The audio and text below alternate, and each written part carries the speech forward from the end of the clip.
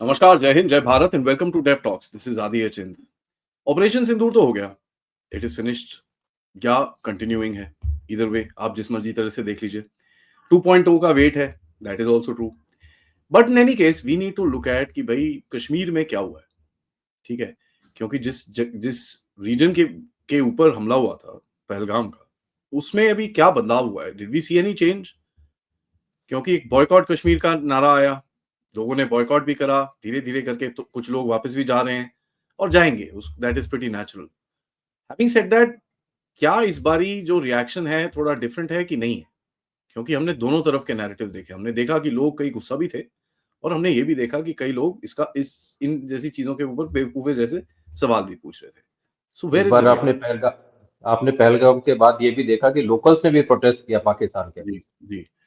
तो हमारे साथ है major general Raju Chauhan, who someone who is very experienced in that region and आपको बताएंगे वो कि आपको क्या दिखता है। सर जी, नमस्कार, welcome to the show for the first time. Glad to have you. जय हिंद।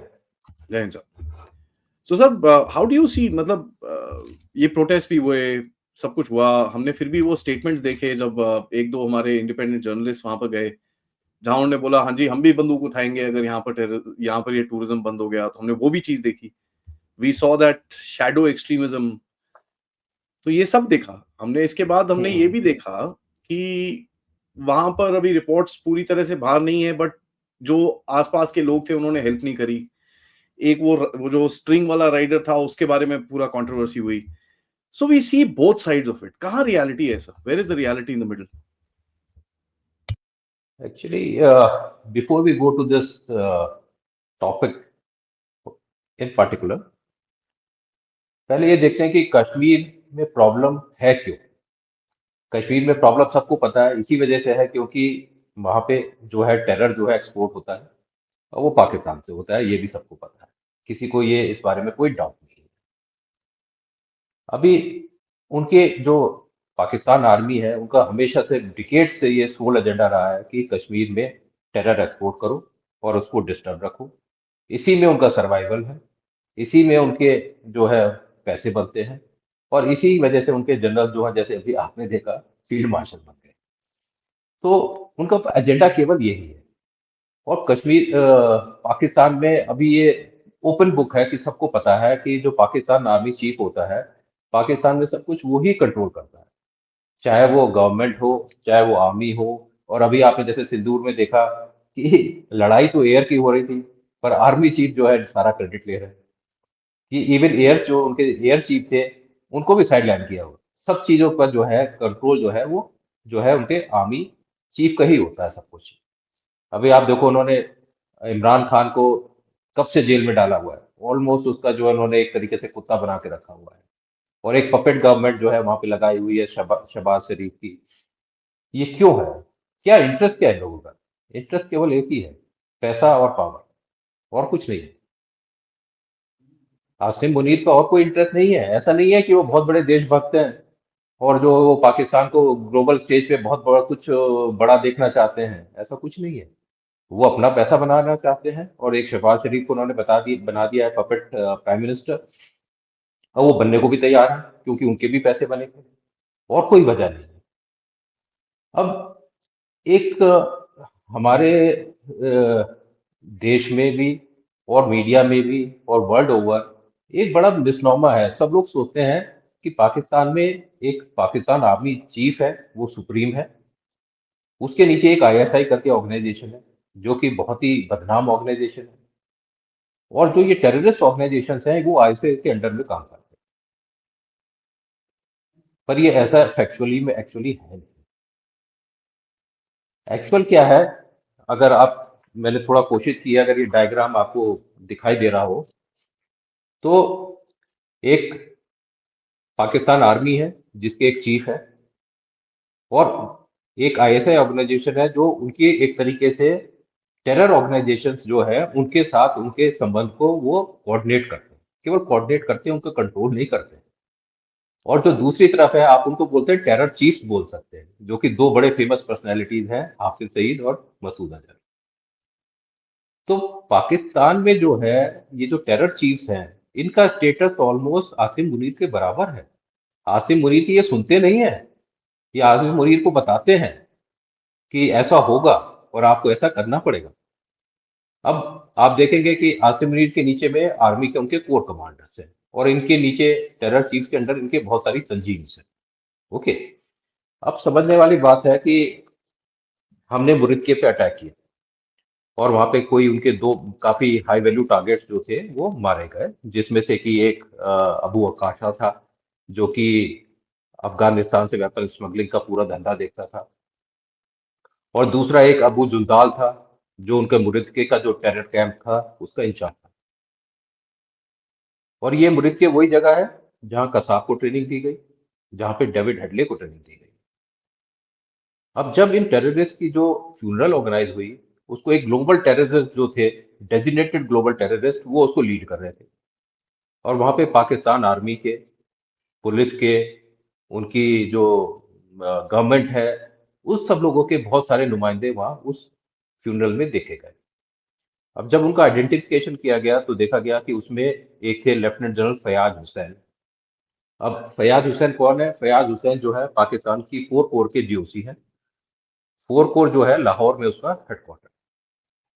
दूसरे जो सीनियर ऑफिसर वहां देखे गए वो थे मेजर जनरल इमरान सरताज। इमरान सरताज कौन है?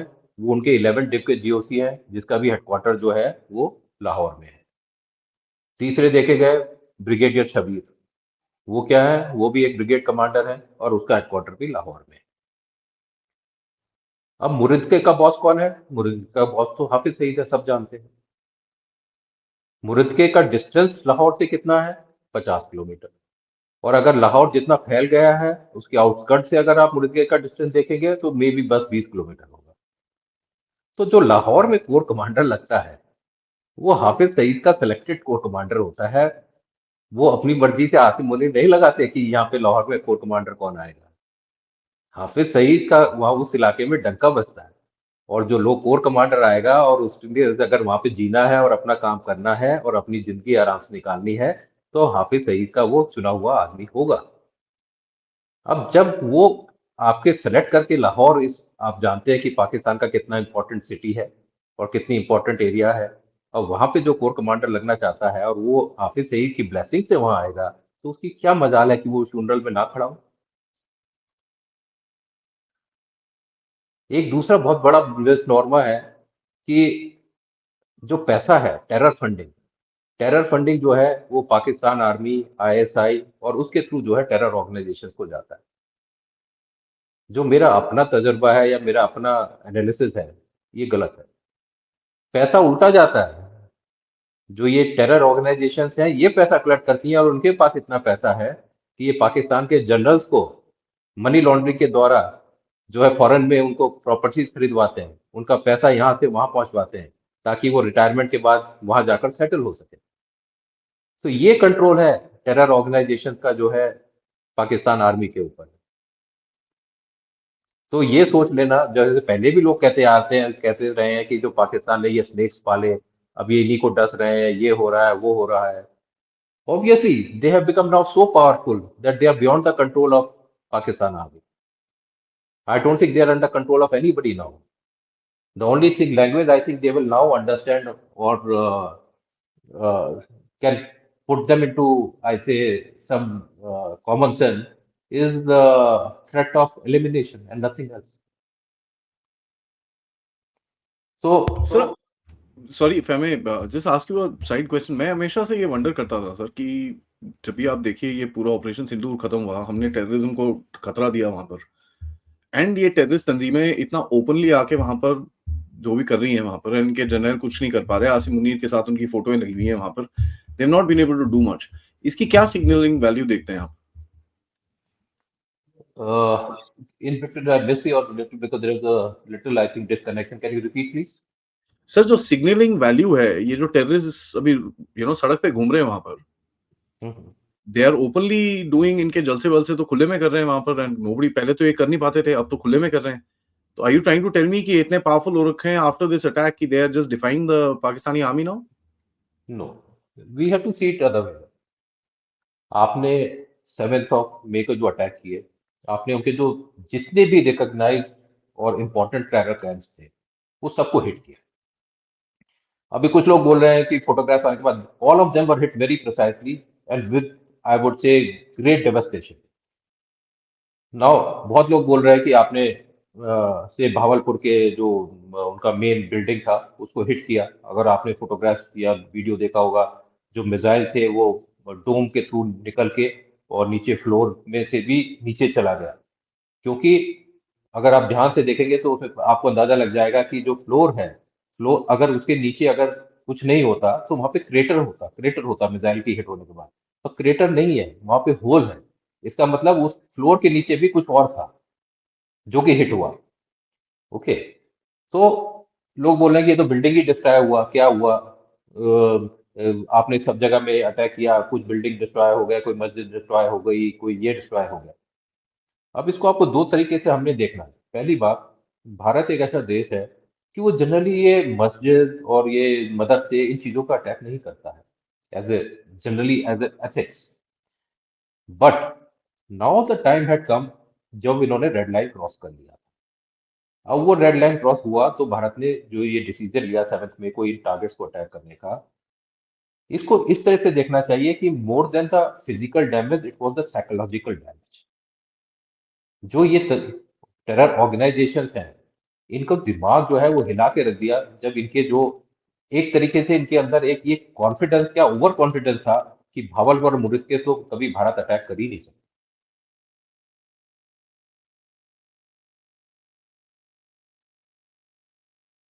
I lost your voice sir, आपका आवाज नहीं आ रहा मेरे को। हम्म, सर। ओके, तो 7 मई को जो हमने इनके टेररिस्ट जो इंफ्रास्ट्रक्चर था उसके ऊपर जो हमने अटैक किया, जो 7 जगह पर हमने हमले किए, वो बहुत ही सिलेक्टिव थे और खास तौर से सिलेक्ट किए गए थे ये देख के कि क्या क्या मेन इनके ऑर्गेनाइजेशन है और उनके मेन मेन कहाँ हेडक्वार्टर्स है, और उन सबको टारगेट किया गया। उसके बाद जब सैटेलाइट पिक्चर्स और वीडियोस और पिक्चर्स, नॉर्मल पिक्चर्स वगैरह जब सामने आए हैं, उस लोगों ने कहना शुरू किया कि इससे क्या हुआ, ये तो बिल्डिंग को डैमेज हुआ, मदरसे को डैमेज हुआ, और जो है मॉस्क को डैमेज हुआ, इससे क्या हुआ? अब आपने अगर भावलपुर का वीडियो देखा हो, मिसाइल ने डोम से एंटर किया, फ्लोर में हिट किया, फ्लोर के नीचे भी कुछ और अंडरग्राउंड फैसिलिटी थी, वो भी डिस्ट्रॉय हुई। कहने के लिए ये था कि ये जो किया गया था, ये जो टेररिस्ट ऑर्गेनाइजेशन थे, इनकी को साइकोलॉजिकल अटैक ज्यादा था रादर देन फिजिकल डैमेज। अभी आप ये सोचिए कि जो ये ऑर्गेनाइजेशन, चाहे वो हाफिज सईद रन करते हो या मसूद अजहर रन करते हो, ये एक तरीके से ये सोचते थे ये अनटचेबल है, इनको कोई कुछ कर ही नहीं सकता। मुर्ग के या भावलपुर का भी भारत सोचेगा भी नहीं हिट करने का, क्योंकि ये तो आईबी के क्रॉस है, ये तो पंजाब प्रोविंस में है। ये हो जाएगा तो लड़ाई छिड़ जाएगी, ये हो जाएगा, वो हो जाएगा, पाकिस्तान ये कर देगा। तो इनको एक तरह का बहुत ओवर कॉन्फिडेंस था कि इनका कुछ नहीं हो सकता। तो ये जो था एक बहुत बड़ा साइकोलॉजिकल अटैक था, जो इनकी साइकोलॉजी पे अटैक हुआ, और इनका जो एक ये दिमाग में भ्रम था वो तोड़ा गया कि तुम ये मत सोचो कि तुम जो है ना प्रोटेक्टेड हो और तुम्हारा कुछ नहीं किया जा सकता। अगर तुम भारत के ऊपर हमला करोगे तो तुम कहीं भी हो पाकिस्तान के अंदर, हम तुम्हें वहीं पे जाके मारेंगे। तो ये जो सिग्नलिंग की गई थी ये बहुत ही सोच समझ के, और absolutely it was related only to the terror. We were not going for a war with Pakistan army, we were fighting terror, and that is what was repeated by the various authorities after operation Sindhu. तो अभी जो ये लोग कर रहे हैं, जो जलसे कर रहे हैं, जगह जगह जा रहे हैं और ये सब कर रहे हैं, ये अपनी इनकी जो रेपुटेशन जो मिट्टी में मिल गई है, ये उसको रिवाइव करने की कोशिश कर रहे हैं। अब अगर जो पब्लिक एंड मास है उसने देखा कि भाई भावलपुर का जो मेन बिल्डिंग था उसको मिसाइल से हिट कर दिया गया, और मुर्गे में भी ये हुआ, ये बाकी जगह में भी जो है सारे सब डिस्ट्रॉय कर दिए गए, तो जो लॉस ऑफ फेस हुआ है इन लोगों का अपने पब्लिक के अंदर, अब ये उसको रिकवर करने की कोशिश की जा रही है। और ऑब्वियसली पाकिस्तान आर्मी ने तो अपना दूसरा तरीका अपनाया अपना लॉस ऑफ फेस को रिकवर करने का, और ये लोग भी कोशिश कर रहे हैं उसी तरीके से, तो इसको उस नजरिए से देखना चाहिए। तो sir what do you think is ये जो अभी बड़े-बड़े बातें कर रहे हैं कि भई हम अभी कश्मीर में दोबारा जाने वाले हैं, हम ये करने वाले हैं, हम वो करने वाले हैं। What do you think is gonna इनका क्या अभी क्या दिखेगा और कश्मीर में इनको कितना रेजोनेंस मिलेगा सर? सी जो अभी हुआ, ऑपरेशन सिंदूर हुआ, तो ऑपरेशन सिंदूर से हमें क्या हुआ, हमने क्या किया? सबसे पहली बात तो है जो हमने इनके लिए जो है जो कॉस्ट थी पाकिस्तान के लिए टू स्पॉन्सर टेरर उसको बहुत ज़्यादा बढ़ा दिया, बहुत ज़्यादा बढ़ा दिया। और हमने एक नया डॉक्ट्रिन टेरर के अगेंस्ट जो है अपना जो है वो साफ-साफ सबके पूरे वर्ल्ड के सामने रख दिया, जिसके बेसिकली 3 मेजर पॉइंट्स हैं कि आगे से जब भी कोई भी हमारे ऊपर अगर ऐसा कोई अटैक हुआ, तो हमारा रिटेलिएशन जो होगा वो बहुत स्ट्रांग होगा और अपने टर्म्स पे होगा। जैसा हम चाहेंगे वैसा रिटेलिएट करेंगे, हमें कोई नहीं रोक सकता। दूसरा प्राइम मिनिस्टर ने बिल्कुल साफ-साफ शब्दों में बोल दिया कि zero tolerance to nuclear blackmail. और तीसरी चीज जो हमने बोल दी वो जो बहुत अहमियत रखती है वो बोली कि no distinction between terrorist and their sponsors. अब टेररिस्ट को तो सब पहचानते हैं, स्पॉन्सर्स कौन है वो छुपे हुए हैं, पर अभी सबको समझ में आ गया कि स्पॉन्सर्स भी कौन है। तो भारत ने एक तरीके से साफ शब्दों में कह दिया कि अगर अब टेरर अटैक हुआ तो जो हम चाहेंगे वैसे जहां चाहेंगे वैसे अटैक करेंगे और हम कोई डिस्टिंग्विश नहीं करेंगे कि ये टेररिस्ट है। अभी तक तो हम केवल ग्रुप टेरर कैंप पे या टेरर ऑर्गेनाइजेशन पर अटैक करते थे, अभी हम स्पॉन्सर को भी मारेंगे, सबको मारेंगे। I wish that we would have also added to this, इसमें साथ साथ हमें ये भी जोड़ देना चाहिए था कि इसके बाद अब हम टेररिस्ट और जो उनके यहाँ पे लोकल सपोर्टर्स हैं उसमें भी डिस्टिंग्विश नहीं करेंगे। जो लोकल सपोर्टर्स हैं यहाँ पे वो अगर टेररिस्ट को अटैक करते हैं तो उनको भी हम टेररिस्ट के एट पार ही समझेंगे और उनके खिलाफ भी वही कार्रवाई करेंगे जो कि टेररिस्ट के खिलाफ करते हैं। This is my personal view, this is how it should have been. Now we have said the response will be hard, it will be very precise, it will be targeted, we will choose targets of our own choosing and everything fine. अब deterrence तो हमने certainly बहुत high level पे कर दिया, पर ये मान लेना कि इसके बाद भी अटैक नहीं होगा, ये I will say will be will be naive if we accept that they will not have any attack after this. अब ये क्या करेंगे, ये कोई और रास्ता ढूंढेंगे और ऐसा रास्ता ढूंढने की कोशिश करेंगे जिससे कि जो अटैक की जो रिस्पॉन्सिबिलिटी है वो इन पे पिन पॉइंट ना हो किसी भी तरीके से।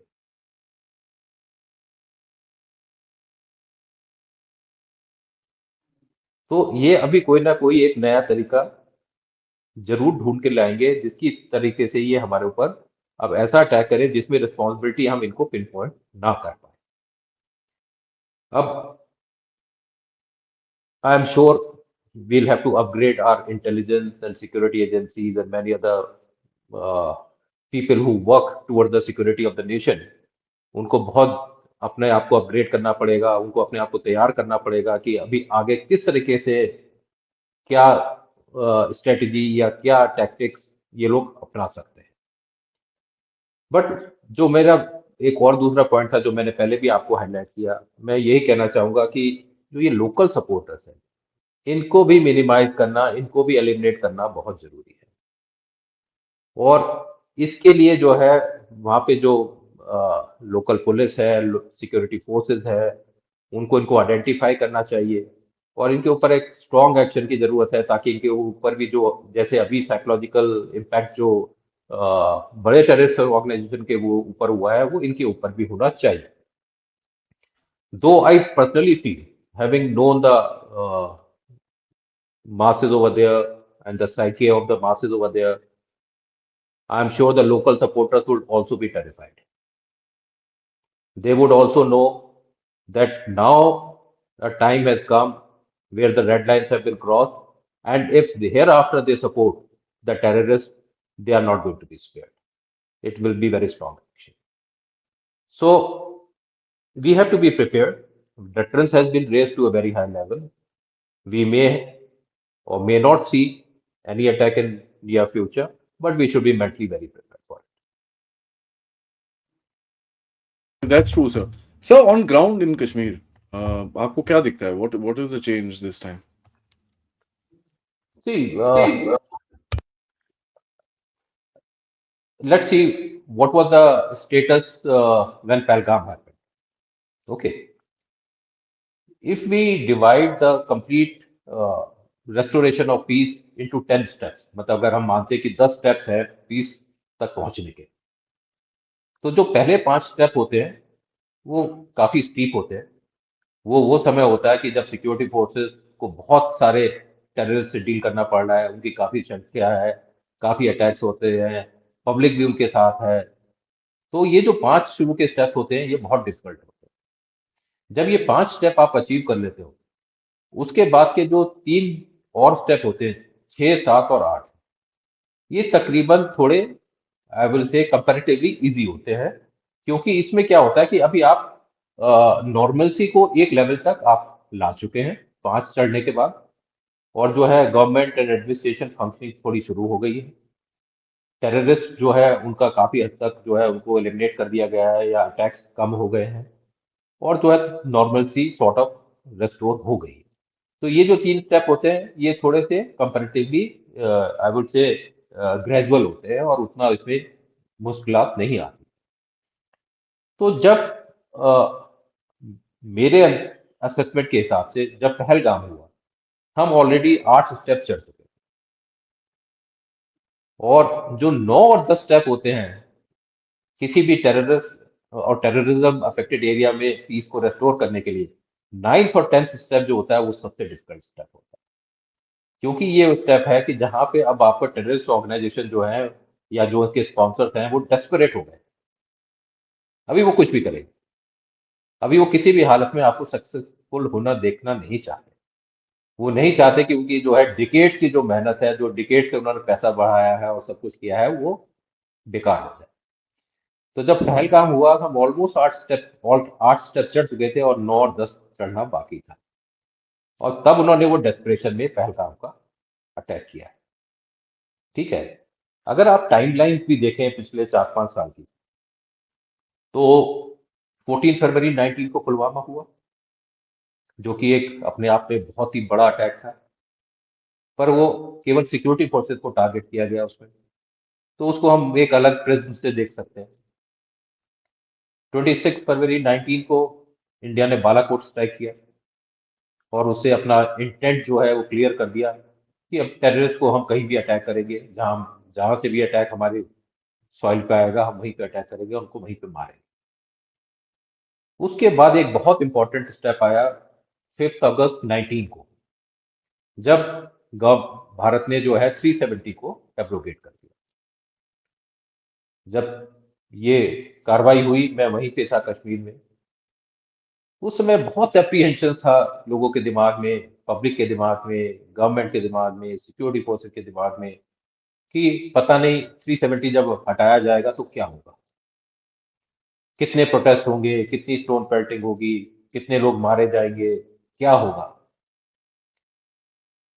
But I would like to salute the synergized effort of all the security forces and intelligence agencies who were deployed at that point of time in Jammu and Kashmir. And rather, I would like to salute all the soldiers who were deployed at that point of time in J&K. The way they handled the situation, the way they handled the public, and the way they handled the mood of the public. अगर आपने देखा होगा, barring one or small protest नहीं हुआ, कोई ऐसी major stone पेल्टिंग्स नहीं हुई, कुछ नहीं हुआ, और 3-4 महीने बाद जो है सिचुएशन बिल्कुल ऑलमोस्ट नॉर्मल हो गई। तो ये जो था ये एक फर्स्ट स्टेप था, मतलब ये था जो हम आई वुड से, जो मैंने अभी 1 to 10 स्टेप्स की बात की, ये तकरीबन आई वुड से 6 या 7 स्टेप था उस समय। और जो है इसके बाद जो है जनरली जो है पब्लिक को एट लार्ज ये समझ में आ गया कि हमारा फ्यूचर कहाँ पे है, हमें किस डायरेक्शन में अपना फ्यूचर ढूंढना चाहिए। ठीक है, अब इसके बाद अगर आप समय देखें तो जनरली 2020 से लेके 2023 तक का जो टाइम था कंपैरेटिवली पीसफुल था, उसमें कोई ऐसा मेजर कुछ नहीं हुआ, और जो है पब्लिक का कॉन्फिडेंस जो था सिक्योरिटी फोर्सेज में, गवर्नमेंट में रेस्टोर होना शुरू हो गया। और जो है हम तकरीबन 8वें स्टेप तक पहुंच गए थे। अब आता है 2024। 2024 में जो ये पाकिस्तान और इनकी पूरी टेरर ऑर्गेनाइजेशन थी, इनमें खलबली मची हुई थी कि यार इन्होंने तो 370 हटा दिया, पब्लिक ने कुछ नहीं किया, वहां कोई ऐसा प्रोटेस्ट नहीं हुआ, कोई ऐसी वहां पे जो हम सोच रहे थे खून की नदियां बह जाएंगी, ऐसा कुछ नहीं हुआ, हमने सब कोशिश की, कुछ नहीं हुआ। तो वो डेस्परेशन सेट इन होने लगी। तो अब 2024 में आके आपने देखा कि इन्होंने अपनी थोड़ी जो है स्ट्रेटेजी चेंज की, और जम्मू का जो इलाका था, जो कि कंपैरेटिवली काफी पीसफुल रहा था काफी दिनों से, उस इलाके में इन लोगों ने टेररिस्ट अटैक करना शुरू किया। 4 मई को इन्होंने एक अटैक किया जिसमें एयरफोर्स का एक सोल्जर मारा गया और करीब 5 इंजर्ड हुए। फिर 8 जुलाई को इन्होंने आर्मी के एक कॉन्वॉय पे अटैक किया, आपको याद होगा, जो ईद के लिए कुछ राशन लेके जा रहे थे, जिसमें हमारे 5 सोल्जर मारे गए। फिर उसके बाद इन्होंने जो है 9 जून को, अब इन्होंने अपने जो है कार्ड्स जो है खोले। 9 जून को इन्होंने एक बस के हम ऊपर हमला किया जिसमें 9 सिविलियन मारे गए, जो कि वो शिवखोरी से कटरा जा रही थी। अब इस बस में कौन थे? सारे हिंदू पिलग्रिम्स थे जो कि ट्रेवल कर रहे थे। तो अब इन्होंने ये अपना वो किया कि अब हम सिविलियंस को और खास तौर से जो हिंदूज हैं उनको अटैक करेंगे। तो यहाँ पे हमें समझ जाना चाहिए था कि अब इनके कार्ड्स, ये क्या कार्ड खेलने वाले हैं। That was a major, I would say, turning point. फिर 16 जून को एक मेजर एनकाउंटर हुआ जिसमें हमारे 4 सोल्जर मरे, एक ऑफिसर की भी उसमें मार्टियर हुआ। फिर अब आप देखो इन्होंने फिर अपना स्ट्रेटेजी चेंज की और अक्टूबर में जाए एक अटैक हुआ सोनमर्ग में, टनल जहां पे बनाई जा रही थी, जिसमें 6 वर्कर्स मारे गए और एक लोकल डॉक्टर जो थे वो भी मारे। तो फोकस जो है साउथ कश्मीर से हटा के जम्मू के पूरे रीजन में फैलाया गया, जो तकरीबन पीसफुल इलाके थे सोनमर्ग वगैरह, उधर की तरफ ले आया गया। और टारगेट जो है अब सिविलियंस हो गए, सिक्योरिटी फोर्सेज नहीं थे, टारगेट सब सिविलियंस पे आने लगे धीरे धीरे। और 22 अप्रैल को इन्होंने पहलगाम में जो अटैक किया वो सबने देखा। अब ये अटैक अपने आप में क्यों एक बहुत ही डिफरेंट था? पहली बात, सिविलियन टूरिस्ट थे, टूरिस्ट बड़ी मात्रा में कश्मीर आ रहे थे। अब ये एक बहुत बड़ा इंडिकेटर होता है पीस का, कि अगर एक ऐसे इलाके, कश्मीर जैसे इलाके में अगर टूरिस्ट भर भर के आ रहे हैं तो मतलब पीस रेस्टोर हो गई। तो इसको वो कैसे डाइजेस्ट करते हैं? तो इसलिए टूरिस्ट को चुना गया। उसमें भी उन्होंने रिलीजियस लाइन के ऊपर उनको चुना, उसमें भी उन्होंने केवल मेल मेंबर्स को चुना, फीमेल्स और बच्चों को छोड़ दिया। और उसी के साथ साथ उन्होंने फिर जब उनको मारा भी और उनको मैसेज दिया कि जाओ अपने प्राइम मिनिस्टर को बता देना, है ना? तो ये एक तरीके से उन्होंने डेस्परेट, पूरा डेस्परेट अटेम्प्ट था कि कश्मीर को किसी तरीके से वापस जो है उसी लेवल पे धकेल दिया जाए जो करीब अर्ली 90s में होता था। ओके, तो ऑपरेशन सिंदूर तो होना ही होना था। भारत जो है इतने बड़े अटैक को, अपने इनोसेंट सिविलियंस को इस तरीके से मरते हुए नहीं देख सकता, कोई सवाल ही नहीं। तो ये तो होना ही होना था। अभी आपने उसी में बोल रहा था, पहले आपने जब एक सेंटेंस में बोला था कि जो वहां पे लोकल्स थे उन्होंने क्यों नहीं सपोर्ट किया, या वो जो लाइन ऑपरेटर था उसने उस टूरिस्ट को क्यों जाने दिया। ठीक है, मैंने ये क्वेश्चन अपने सोशल मीडिया पोस्ट वगैरह में पहले कई जगह उठाया है और मैंने काफी वोकली इस चीज को बोला है कि जितने भी लोकल्स वहां प्रेजेंट थे, चाहे वो टोनी ऑपरेटर्स थे, चाहे वो लाइन ऑपरेटर थे, चाहे वो वहां पे वेटर्स थे रेस्टोरेंट में, या कोई भी थे, इन सब का जो है इन्वेस्टिगेशन होना बहुत जरूरी है। और ऐसा हो नहीं सकता कि कुछ ना कुछ इनमें से कुछ लोगों का इन्वॉल्वमेंट इसमें ना रहा हो। किसी भी आप मिलिट्री माइंड से इसको डिस्कस करेंगे तो वो बोलेगा कि इतने बड़े अटैक को अंजाम देने के लिए काफी प्रिपरेशन की जरूरत होती है, काफी प्लानिंग की जरूरत होती है, रेक्की की जरूरत होती है, सब चीजों की जरूरत होती है। काफी टाइम लगता है सब तरीके का इसको अंजाम देने के लिए, बहुत प्लानिंग होती है। प्लानिंग हो सकता है वहां पे पाकिस्तान में बैठ के कोई कर रहा हो, पर उसकी यहाँ पे ग्राउंड पे प्रिपरेशन, उनको लॉजिस्टिक्स किसने दिया? वो कोई सीधे ऐसा तो नहीं हुआ कि वो 6,000 फीट के पहाड़ से वहां से दौड़ते हुए आए और नीचे उन्होंने बाइसरन में अटैक किया और वापस 6,000 फीट चढ़ गए। कहीं ना कहीं तो उनका स्टेजिंग एरिया रहा होगा। वो स्टेजिंग एरिया में उनको कौन खाना खिला रहा था? और वो जब वहां तक पहुंचे हैं, वहां तक के रास्ते में भी, वहां पे रास्ते में उनको किसने सपोर्ट किया? तो ये बहुत बड़े क्वेश्चंस हैं जो कि एनआईए को, जो कि अब इसको इन्वेस्टिगेट कर रहा है, उसको ये पूरा निकालना पड़ेगा। और इसमें तो कोई डाउट नहीं है। मैं बार बार बोलता आ रहा हूँ, कश्मीर के पॉलिटिशियन हमेशा इस चीज को व्हाइट वॉश करने की कोशिश करते हैं कि लोकल्स का कोई रोल नहीं था, लोकल्स को इसमें कोई इन्वॉल्व नहीं था। ऐसा हो नहीं सकता, कोई नहीं मान सकता। लोकल्स का रोल तो इसमें 100%। अभी अगर आप देखते हैं कि JNK, let's talk about JNK in particular. वैसे एनी टेरर रिलेटेड एरिया जहाँ पे भी टेरर अफेक्टेड होता है, पीस के कुछ इंडिकेटर्स होते हैं कि क्या, what is the indicators for piece, कि भाई ये इंडिकेटर्स होंगे तो पीस मानी जाएगी कि हाँ पीस यहाँ पे रेस्टोर। उसमें सबसे पहली चीज होती है कि लाइफ एज यूजुअल। क्या रोजमर्रा की जिंदगी जो है लोगों की, वो उसी तरीके से कट रही है जैसे कि कटनी चाहिए।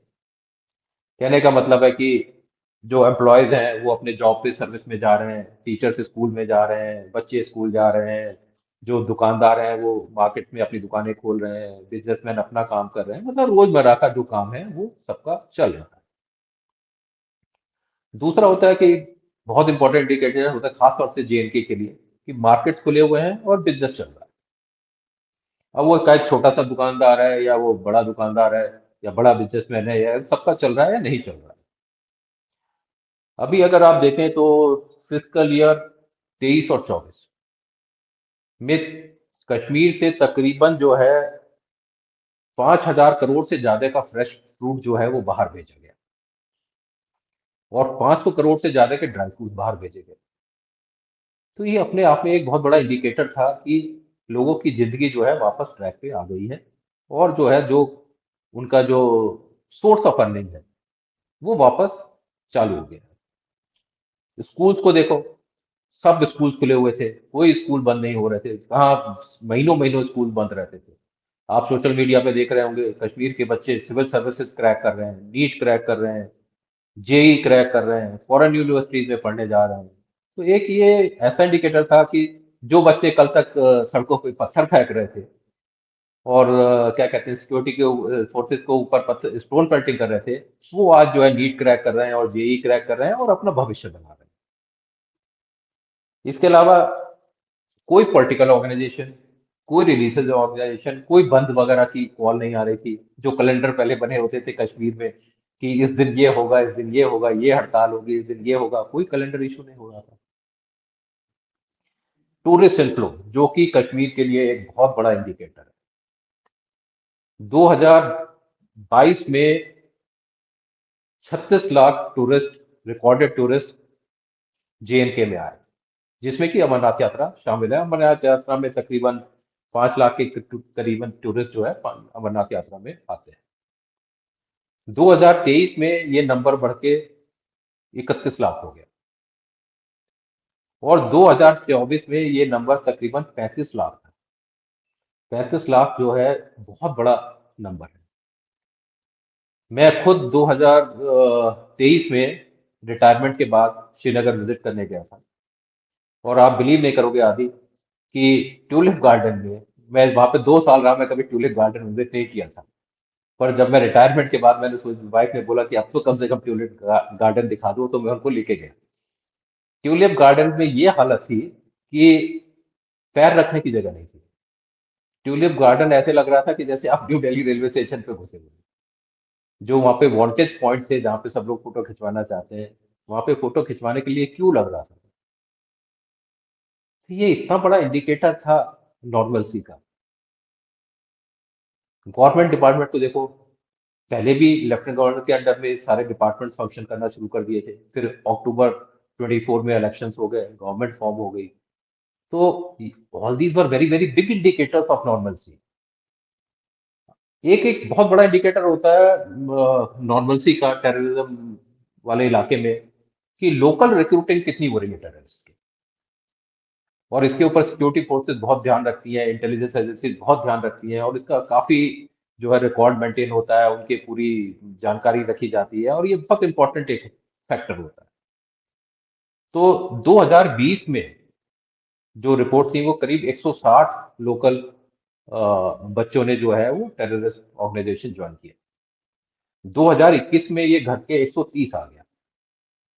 2022 में ये तकरीबन उसी लेवल पे रहा, 125। पर 2023 में इसमें एक ड्रास्टिक रिडक्शन आया और केवल 23 बच्चों ने टेररिज्म ज्वाइन किया।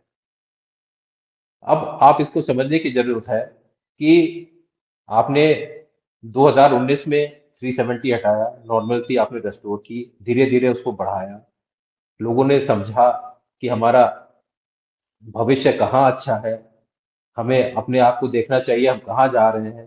तो उसका इफेक्ट जो था वो धीरे धीरे पब्लिक के ऊपर आना शुरू हुआ।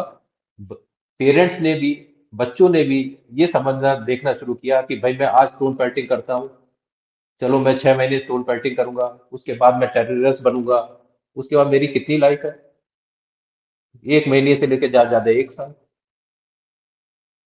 कोई नहीं ज्यादा उससे ज्यादा टिकता। तो इसीलिए ये नंबर रिड्यूस होने लगा। तो अब की आप ओवरऑल इस सबको देखें, मिला जुला के देखेंगे, तो आप देखेंगे कि पाकिस्तान और ये हाफिज सईद मसूद अजहर के तो जो है उनको तो अपनी जो इमारतें बना रखी थी उनको ढहता हुआ वो देख रहे थे कि ये हमारा तो सारा जो सिस्टम है वो फेल होता चला जा रहा है। दूसरा एक इंपॉर्टेंट एस्पेक्ट होता है mood off the locals, which is very important, कि लोकल्स अब किस डायरेक्शन में चल रहा है। तो जो मेरा अपना ऑब्जर्वेशन था, और मैं बहुत लोगों से बात करता हूँ कश्मीर में, ऑलमोस्ट डेली कम से कम 4-5 लोगों से बात होती है, और वो सोसाइटी के डिफरेंट स्ट्राटा से आते हैं, गरीब से गरीब, अमीर से अमीर, पॉलिटिशियन भी हैं, ब्यूरोक्रेट्स भी हैं, पुलिस भी के भी हैं, बिजनेसमैन भी हैं, बहुत लोगों से बातचीत होती है। My virtue of my appointment there I was in touch with a very large, I would say, portion of the population of all walks of life. तो उनसे मेरी बातचीत होती रहती है। तो अभी जो है, जो मेजोरिटी ऑफ द पॉपुलेशन है, उसकी समझ में आ गया है कि ये सब बकवास है, हमें इससे कुछ नहीं मिलने वाला है। हमने अपनी जो है ना, decades of our life we have wasted. हमने अपने बच्चों की जिंदगी खराब की है, हमने अपनी जिंदगी खराब की है, हमारा ना कोई डेवलपमेंट हुआ है, ना हमने अपनी कोई ग्रोथ ली है, कोई गुण हमें फायदा नहीं हुआ है। तो उनकी समझ में आ गया, तो वो मूड जो है वो चेंज होने लगा है।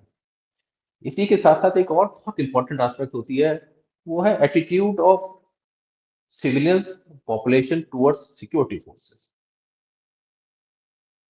अब उससे पहले आके आप पहले कुछ साल पहले की बात देखें तो सिक्योरिटी फोर्सेस के ऊपर स्टोन पेल्टिंग, उनके खिलाफ दुनिया भर के चार्जेस, दुनिया भर का मीडिया प्रोपोगेंडा, और वो सब चलता था।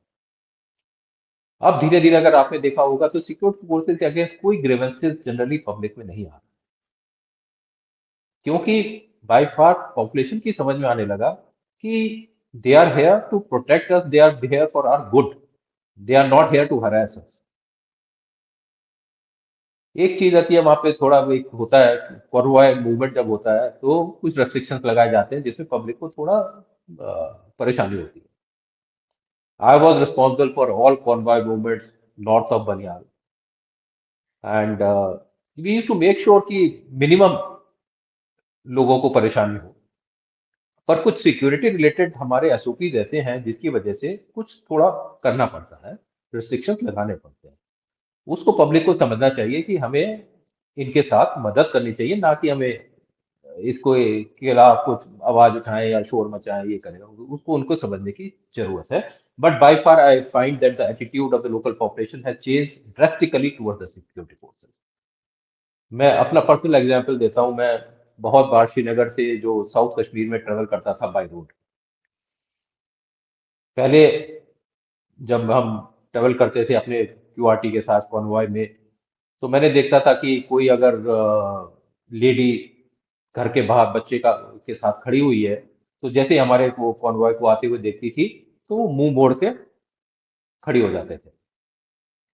By the time I left in December 22, I found the change. अब हम जब कॉन्वॉय लेके मेरा कॉन्वॉय निकल रहा होता था या हम उधर से निकल रहे होते थे, तो वो मुंह नहीं मोड़ते थे, बच्चे को बोलते थे ऐसे वेव करने के लिए, जो कि आप पंजाब में देखते हैं या किसी और सिटी में देखते हैं, किसी और प्रोविंस में देखते हैं, जो कि पहले जेएनके में कभी नहीं होता, मैंने देखा था, बट वो होना शुरू हो गया था। तो that is the difference that had come in. और लास्ट मैं जो बोलना चाहूंगा वो है कनेक्टिविटी। अभी आपने, पहले कश्मीर की कनेक्टिविटी सबको पता है इतना अच्छा नहीं था with the rest of the country. Now connectivity is important. अभी आप अगर हाईवे पे ड्राइव करते हैं जम्मू से श्रीनगर, इतना अच्छा हाईवे है, बनिहाल में नया टनल है, नया उसको रूट दिया गया है, 8 लेन हाईवे। आप 5 साढ़े 5 घंटे में जम्मू से श्रीनगर पहुंच जाते हैं, without any traffic jam, without any red lights और एनीथिंग, परफेक्ट। और अभी तो टोल भी नहीं लगे हुए थे, तो it was very good for public. I am sure may be later on they put the tolls. Now air connectivity, आपको सरप्राइज होगा कि 2024 में श्रीनगर एयरपोर्ट ने 25,000 अराइवल और डिपार्चर हैंडल किए हैं, एक छोटे से एयरपोर्ट में। मैं जब गया था 2023 में, मैं देख के सरप्राइज हो गया था, एयरपोर्ट ऐसे भरा हुआ था खचाखच, लोगों को खड़े होने की जगह नहीं थी हो रही थी। और ये इंडिकेटर है कि कितने लोग आ रहे हैं और कितने लोग जा रहे हैं। और आएंगे तो तभी जब उनको लगेगा कि यहाँ पे उनमें ये कॉन्फिडेंस होगा कि यहाँ पे पीस है, नहीं तो आएगा ही नहीं कुछ। और लास्ट, अभी चिनाब ब्रिज इनॉग्रेट हो गया, रेल कनेक्टिविटी जो है वो चालू हो गई, वंदे भारत श्रीनगर तक जाएगी, जो कि बहुत अच्छा है। बस एक ही कमी रह गई है कि एक गुड्स ट्रेन जो है वो भी चालू होनी चाहिए, करीब कहीं से साउथ कश्मीर से, जो कि दिल्ली या फर्दर उसको लिंक करे। क्योंकि जो जितना एप्पल का आपका क्रॉप है जो प्रोड्यूस होता है, वो सब जो है फिर अभी ट्रकों से जाता है, वो ट्रक रास्ते में टाइम लेते हैं, कहीं रुक जाते हैं, कुछ होते हैं। आप इमेजिन, अगर अगर गुड्स ट्रेन चलेगी तो जो एप्पल ग्रोअर्स हैं उनको बहुत फायदा। So by far I think all indicators जितने भी हैं, all boxes we are ticking all boxes. Post Pahalgam, we can say that we were climbing on to 9, but we came down back to 8. That very soon, because of the results of Operation Sindoor and many other things, I think we should be able to again get back to our normal course of restoring peace in J&K. I think the days are not very far. One odd incident here and there will continue to happen. That should not deter us, and we should be able to, I think, go ahead. Thank you sir, that helps quite a bit. आपने बड़ा अच्छे से clearly समझाया है, thank you so much for that. And मेरा सब audience से request है, please share your comments as to what sir has said. It's not going to be a slow process, it's not going to be a fast process, it's going to be a very Adi, slow process. before we finish, can we just have 2 minutes on what is the Yeah, way yeah, please, forward? How do we go ahead from here? please sir, please. Now, see, our aim is to achieve total peace, to climb that 10th step. We need to climb that 10th step.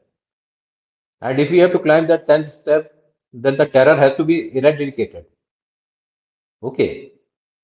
और अगर terror को बिल्कुल ही खत्म करना है तो Pakistan has to fall in line, और जो उसके टेरर चीफ्स हैं they have to fall in line, which by in itself is a little difficult task. It's not that easy. ठीक है? Like I said earlier, now they will find various different ways and means to export terror, in which the responsibility cannot be fixed to them. They will certainly do certain things, like already there are a lot of speculation कि अभी बांग्लादेश के through हो जाएगा, नेपाल के through होगा, इसके through होगा। You may get mercenaries also of various from different part of the world whom you can't link to directly to Pakistan. So many things. ठीक है? अब इस सब को अगर हमने मिनिमाइज करना है और ये सब थ्रेट को हमने मिनिमाइज करना है, और अपने जो हमारा पीस का जो रोड है उसको हमने जो है किसी भी तरीके से उसको जो हमारी जो चल रही है गति, उसको हमने नहीं रुकने देना है। So two important aspects are very important. One is, I mentioned earlier also, that our security and intelligence setup has to be upgraded to that level.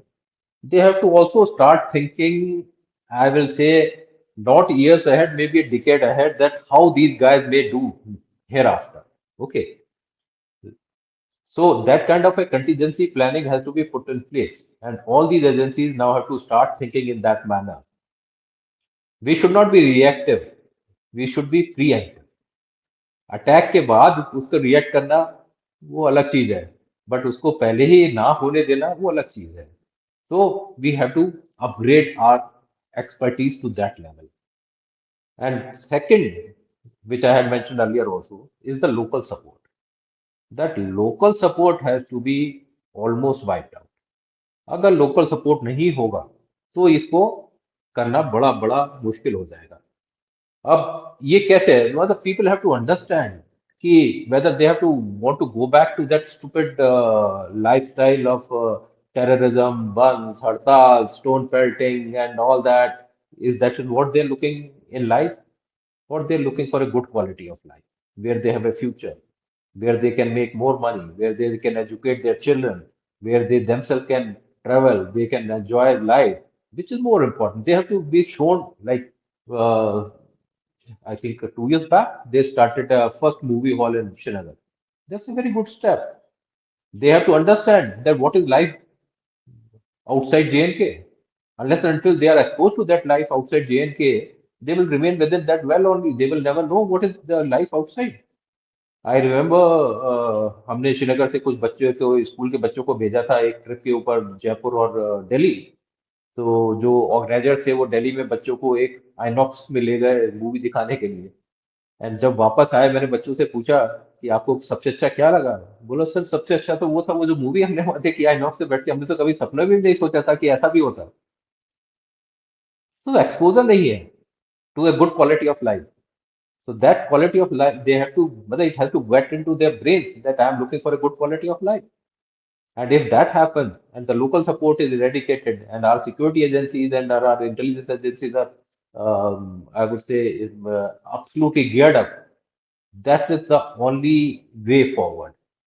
And along with that, I may be speaking a little out of line. The development has to be visible. Development is the domain of government and the government agencies, but it has to be visible. Nobody hereafter should be able to say ki what difference has been made after 370 has been removed.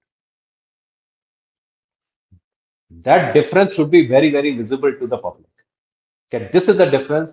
Before 370, you did not have any of this, and post 370, you see this. Some steps are being taken which are got very high visibility. But there has to be lots of steps which should make this very, very visible. With that, I am. I think that is visibility will be a key factor. आपने जो बताया visibility, I think it's a key factor in the entire game. वो बहुत change करेगा चीजों को. As I was saying, sir, thank you so much. This was a very different insight, and आपसे बात करके obviously बड़ा अच्छा लगा. I hope this is not the first and the last time. I hope you keep coming on to the channel. Thank you for inviting me. Thank you so much. My pleasure, sir. Namaskar. Jai Hind. Jai Bharat. Jai Hind.